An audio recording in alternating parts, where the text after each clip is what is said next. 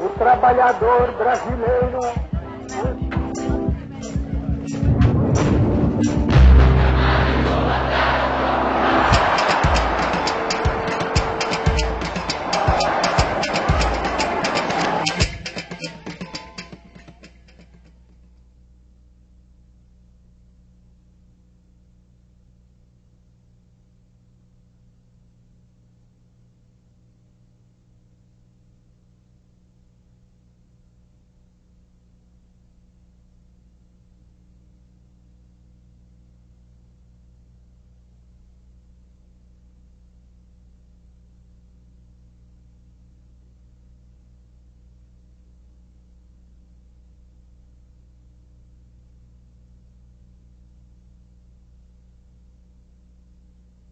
Pois conseguimos organizar o trabalho nacional segundo os princípios cristãos da justiça social, sem abalos econômicos.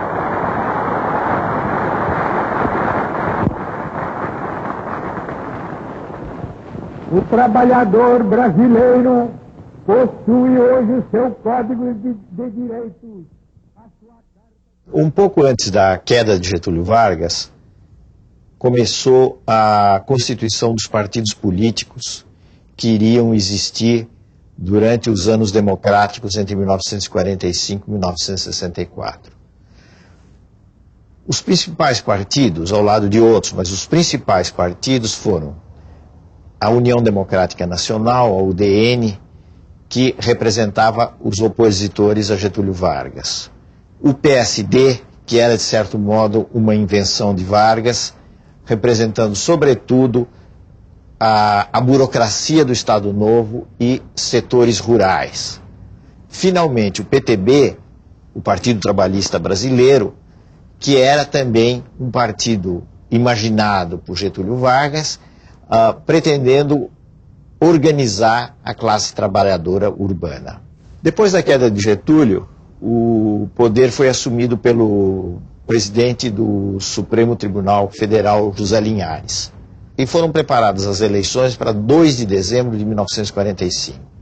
Getúlio participou como candidato da eleição, o que é uma demonstração de que ele foi afastado do poder, afastado da presidência, mas não afastado do jogo político.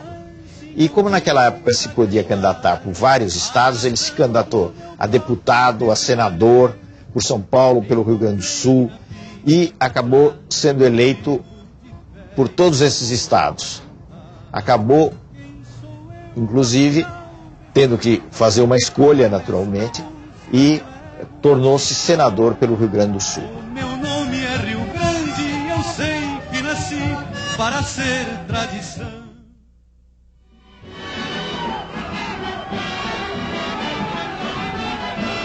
Dois principais candidatos disputaram a eleição.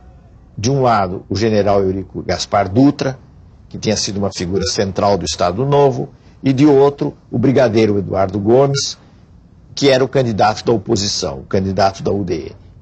Curiosamente, os dois eram militares, mas a gente pode dizer que Eduardo Gomes era um militar liberal e Dutra vinha da tradição autoritária do Estado Novo. Dutra teve o apoio de Getúlio Vargas. Getúlio deu o apoio ao candidato nos últimos dias da campanha e com isso atraiu a massa e o voto da massa da classe trabalhadora urbana. Tudo isso explica a ampla vitória de Dutra.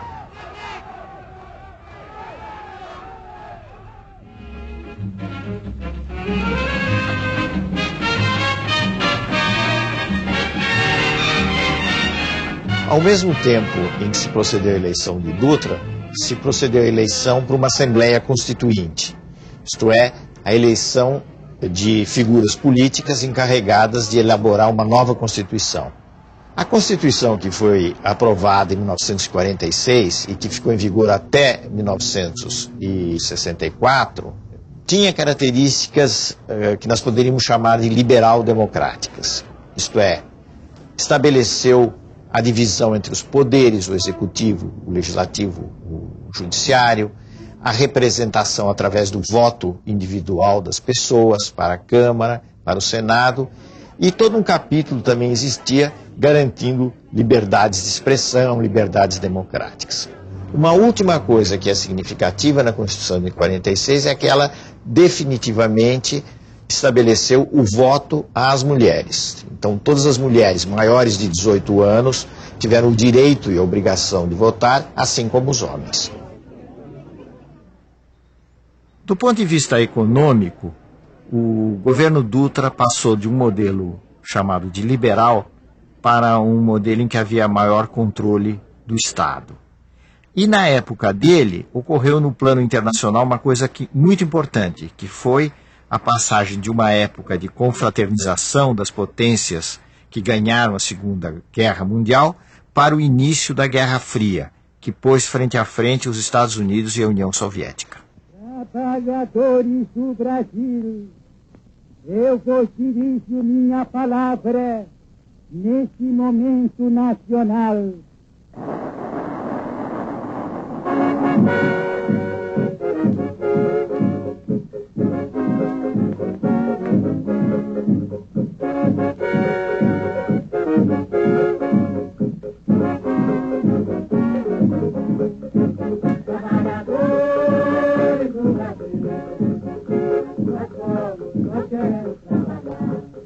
Nas eleições de outubro de 1950, lançado pelo PTB, Getúlio alcançou a vitória, enfrentando mais uma vez o brigadeiro Eduardo Gomes pela UDN e um candidato obscuro, Cristiano Machado, pelo PSD. Apoiado socialmente por setores que iam desde o empresariado até a classe trabalhadora urbana, Getúlio, pela via democrática, chegou novamente ao poder. Bota o retrato do velho outra vez, bota no mesmo lugar. Bota o retrato do velho outra vez, bota no mesmo lugar. O sorriso do velhinho faz a gente trabalhar. O sorriso do velhinho faz a gente trabalhar. Getúlio Vargas voltou ao poder em circunstâncias muito diferentes daquelas que tinham sido as dos 15 anos do seu primeiro governo.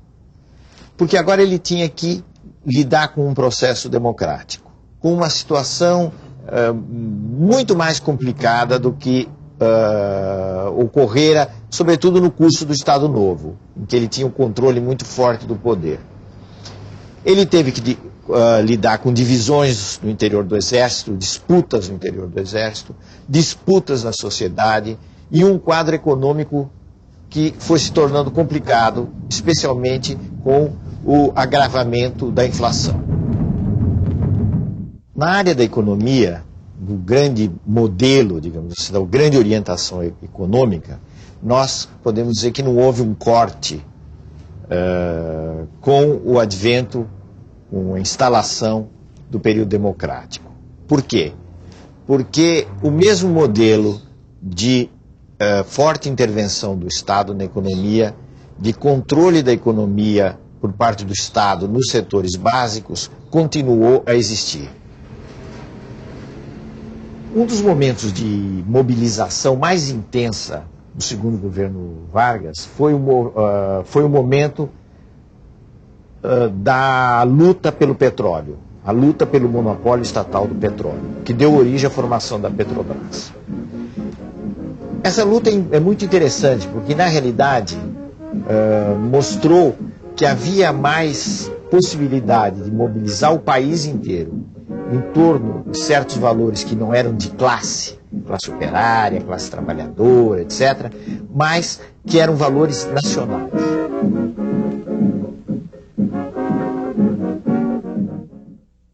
O populismo era um fenômeno que já vinha dos últimos anos do Estado Novo.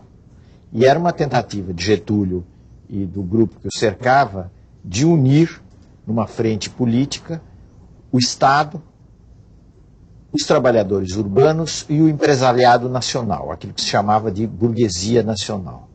Ocorre que, no segundo governo Vargas, o populismo tomou um aspecto muito mais mobilizador. Quer dizer, Getúlio, cada vez mais convencido de que ele podia mobilizar e se apoiar nas classes trabalhadoras urbanas como um recurso político para os seus objetivos. Esse foi um dos problemas do segundo governo Vargas, na medida que essa política, que não era propriamente uma política conservadora, assustou muitos setores conservadores e especialmente grupos no interior do Exército. Um dos personagens centrais do populismo, da atuação populista, foi João Goulart, que ficou mais conhecido pelo apelido Jango. O Jango foi ministro do Trabalho do Getúlio e era um personagem pelo qual o Getúlio tinha muitas simpatias. Na realidade, Getúlio e Jango tratavam de apoiar os movimentos grevistas, conceder algumas reivindicações e, ao mesmo tempo, controlar, evitar que esses movimentos escapassem dos seus limites. Alguns movimentos, no entanto, fugiram da influência ou do controle do governo Getúlio. O caso mais expressivo foi o de São Paulo, onde ocorreu uma grande greve que começou pelos têxteis, a chamada greve dos 300 mil. Naqueles anos do governo Getúlio, a divisão entre os partidários de Vargas e os inimigos de Vargas, que estavam organizados na UDN, se tornou muito intensa. Em particular, o jornalista Carlos Lacerda, que era diretor do Jornal do Rio, a Tribuna da Imprensa, se destacava nessa luta feroz, podemos dizer assim, contra Getúlio. E aí, nos círculos do poder, no Palácio do Catete, que era a sede do governo, surgiu a ideia infeliz de se eliminar Carlos Lacerda.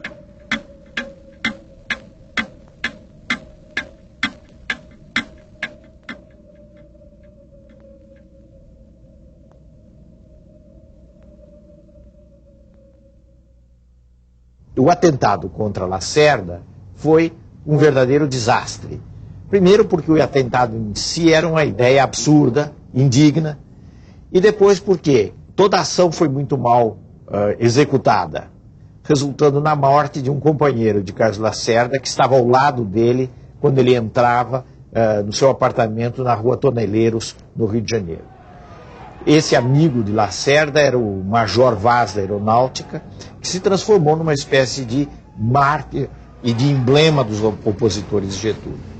A morte do Major Vaz teve um efeito eletrizante, começou-se a acusar os íntimos de Getúlio e o próprio presidente da prática de corrupção.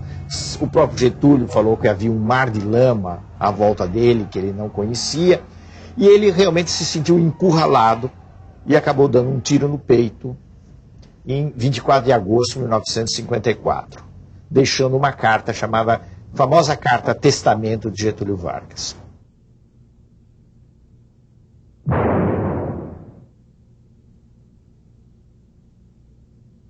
Lutei contra a espoliação do Brasil, lutei contra a espoliação do povo. Tenho lutado de peito aberto. O ódio, as infâmias, a calúnia não abateram meu ânimo. Eu vos dei a minha vida, agora vos ofereço a minha morte. Nada receio. Serenamente dou o primeiro passo no caminho da eternidade e saio da vida para entrar na história.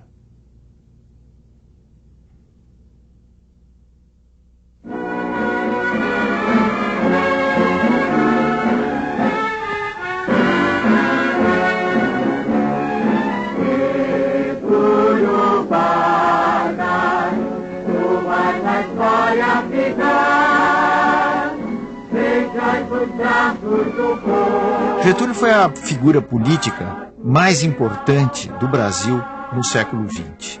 Apesar de todas as suas contradições, com a morte dele por razões políticas, com esse sacrifício, ele se converteu perante as massas populares num verdadeiro mito.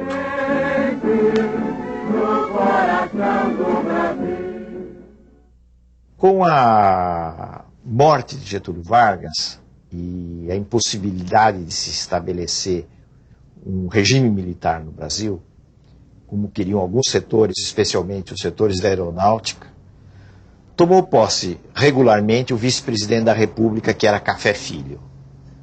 O vice-presidente fez uma política favorável aos setores que haviam derrubado ou concorrido para o suicídio de Getúlio Vargas. De forma que, sob esse aspecto, não houve propriamente de imediato uma luta política muito forte. Em outubro de 1955 se realizaram eleições. Então, houve uma continuidade no processo democrático, apesar de todo o drama da morte de Getúlio Vargas e dos momentos incertos que se sucederam e que ainda iriam se suceder. Nessa eleição de outubro de 55, se estabeleceu uma união que foi clássica desse período entre o PSD e o PTB. Os dois partidos lançaram a candidatura de Juscelino Kubitschek à presidência da República. Então, Juscelino foi eleito com um percentual de aproximadamente 36% dos votos, tendo-se que considerar que nessa época não existia o processo eleitoral em 2 turnos. Quem chegasse na frente no primeiro turno, fosse com que porcentagem fosse, ganhava as eleições. Entre a vitória de Juscelino e a posse de Juscelino ainda houve muitas complicações. Porque a UDN, o setor militar, adversário do getulismo, se opuseram fortemente à posse de Juscelino. Mais uma vez surgiu a tentativa de interrupção do processo democrático. O vice-presidente Filho sofreu um ataque cardíaco, haveria uma substituição dele por Carlos Luz, e nesse momento de incerteza e de risco para a posse de Juscelino, houve o chamado golpe preventivo do Marechal Teixeira Lott. Lott, em novembro de 1955, impediu a posse de Carlos Luz e garantiu, pelo contrário, a posse de Juscelino, que se daria em janeiro de 1956.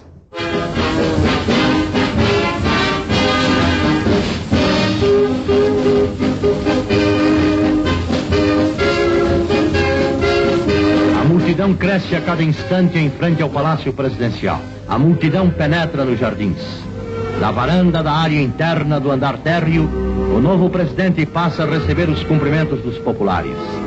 Desfilam diante do chefe do governo, apertando-lhe a mão e abraçando-o efusivamente, trabalhadores, senhoras, jovens e velhos.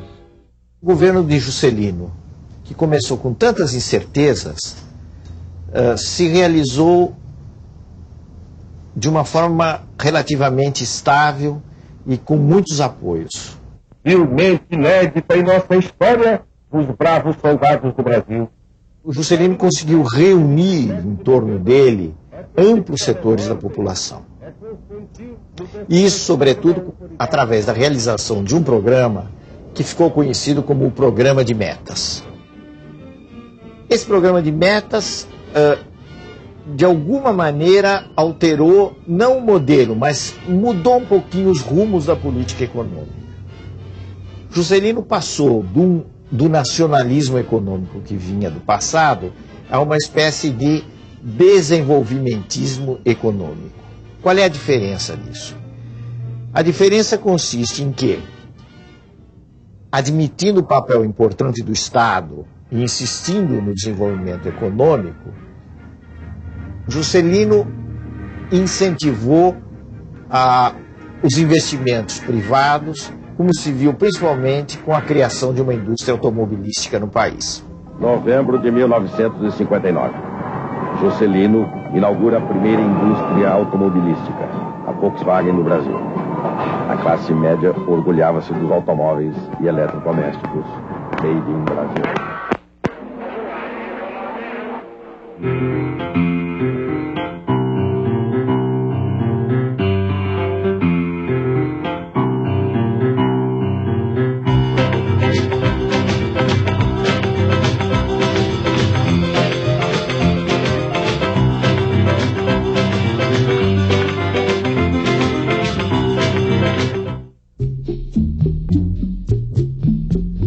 construção de Brasília, no centro do país, representou a realização de um velho sonho que vinha existindo desde os fins do século XIX. Do ponto de vista urbanístico, foi algo de impressionante, porque não havia nada em Brasília, havia o Cerrado do Planalto Central, e ali se ergueu uma cidade, toda ela planejada a partir da capacidade do planejamento dos arquitetos Oscar Niemeyer e Lúcio Costa. De tal forma que Brasília se tornou uma espécie de emblema do avanço da civilização, com seus problemas, mas também com as suas virtudes, no centro-oeste do país.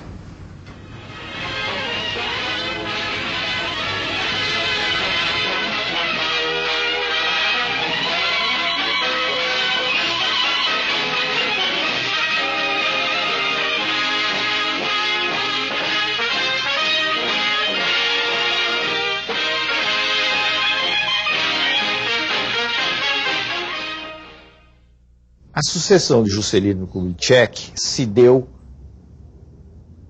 de uma forma normal no regime democrático, numa disputa presidencial em que os nomes principais foram Jânio Quadros, de um lado, uma figura inteiramente nova, vamos dizer, atípica na vida política brasileira, e o Marechal Teixeira Lott, de outro. O Marechal Teixeira Lott era um nome respeitado nos meios militares, mas era um mau candidato.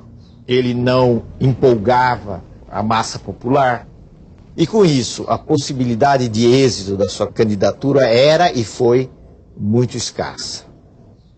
Jânio conseguiu perceber uma coisa que era muito importante, que o tema da moralidade pública poderia ter um rendimento popular. Jânio se transformou num grande personagem do ponto de vista político e alcançou uma vitória muito expressiva nas eleições de 1960. Barre, barre, vassourinha, barre, barre a bandalheira, e o povo está cansado de sofrer dessa maneira.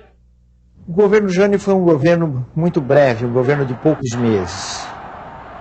Pela primeira vez, um presidente tomava posse em Brasília e ele deveria governar em Brasília.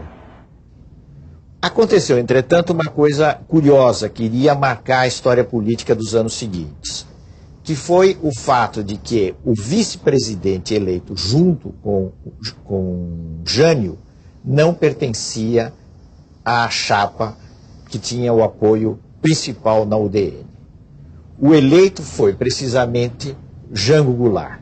Isso aconteceu porque, naqueles anos, era possível votar num candidato de um partido para presidente e no candidato de outro partido para vice-presidente. Isso resultando num problema que se tornou muito grave com a renúncia de Jânio Quadros. Como é que se explica a renúncia desse personagem misterioso? Que ele realizou uma política conservadora, ou tentou realizar uma política conservadora, mas necessária, tentando reorganizar finanças, tentando controlar a inflação. Ao mesmo tempo, ele adotou o que se poderia chamar uma política progressista no plano das relações internacionais do Brasil. Em pouco tempo, Jânio perdeu o melhor dos apoios que ele tinha. A esquerda não confiava nele, os nacionalistas não confiavam nele, apesar da política externa independente. Por sua vez, as forças que o apoiaram também deixaram, em grande medida, de apoiá-lo. O que é que Jânio imaginou, então, diante desse quadro? Ele imaginou uma espécie de espetáculo de renúncia, do qual ele voltaria mais fortalecido. Então isso parecia um expediente que daria certo. Só que deu inteiramente errado. Quando ele renunciou, não se discutiu praticamente a renúncia. Ele veio para São Paulo, praticamente nada aconteceu. E o que ocorreu foi o fato de que ele abriu, com isso, com esse gesto profundamente negativo, um vazio, um trauma na vida política brasileira.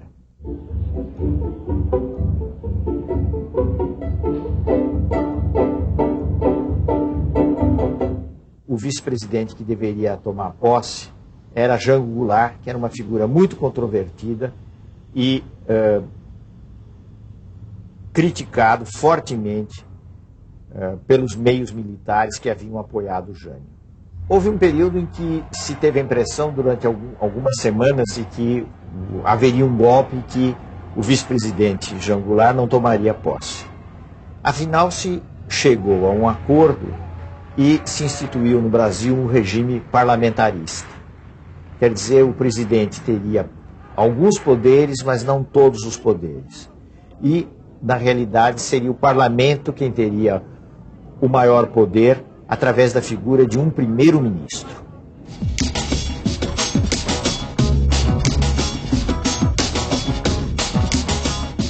O período de governo de Jango Goulart talvez possa ser definido como um período de populismo radical. Houve um populismo do fim do Estado Novo, depois um populismo mais mobilizador do segundo governo Getúlio, e no governo Jango, na realidade, ele tomou aspectos de maior radicalidade. Houve um comício em março de 1964, no Rio de Janeiro, o famoso comício da Central do Brasil, em que Jango anunciou uma série de medidas de reformas perante uma grande massa da população. E deu com isso a impressão de que estavam se iniciando as chamadas reformas de base, a reforma agrária, a reforma urbana, que conduziriam o país, ao ver dos conservadores, a um rumo desconhecido. A partir daí, houve uma mobilização social anti-Jango, feita principalmente por uma classe média atemorizada, de tal forma que deu uma base social, civil, ao movimento anti-Jango. Nos fins de março, 1º de abril de 1964, estava se instaurando o primeiro regime militar no Brasil, que iria durar até praticamente o começo dos anos 80.